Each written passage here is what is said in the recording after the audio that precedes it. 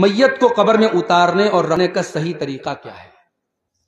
دیکھیے، میت کو جو قبر میں اتارا جاتا ہے تو اس میں ایک تو یہ ہے کہ پایتانے سے اتارا جاتا ہے، اور اتارنے کے ٹائم بسم اللہ وعلی ملت رسول اللہ یہ کہہ کر کے قبر میں اتارا جائے، اس میں اور کوئی شرط نہیں ہے۔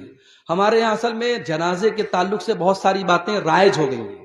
اب جیسے کسی انسان کا انتقال ہو گیا تو فوراً لوگ کیا کرتے ہیں؟ قبلہ رخ کرتے ہیں۔ کوئی ضروری نہیں ہے، اگر قبلہ رخ انسان کا انتقال ہو گیا ہے اچھی بات ہے۔ موت کے ٹائم انسان کو اگر یہ لگے کہ یہ مرنے والا ہے اس ٹائم اس کو قبلہ رخ کر دو، لیکن مرنے کے بعد جنازے کو اسپیشلی قبلہ رخ کرنا اس کی کوئی ضرورت نہیں ہے۔ اسی طریقے سے جب میت کو گھر سے نکالنے لگتے ہیں تو لوگ بڑی پرواہ کرتے ہیں کہ سرہانے سے نکالنا ہے کہ پایتانے سے نکالنا ہے، لوگ بڑا کنفیوز ہو جاتے ہیں۔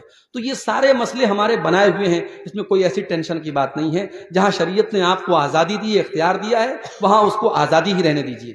قبر میں اتارنے کے ٹائم اس کو جو ہے پایتانے کی طرف سے اتاریں گے، اور اتارنے کے وقت ہم جو ہے بسم اللہ وعلی ملت رسول اللہ پڑھیں گے۔ اچھا، یہاں پر ایک بات میں اور بتا دوں کہ قبر میں جب ہم مردے کو دفن کرتے ہیں تو ہم مٹی دیتے ہیں۔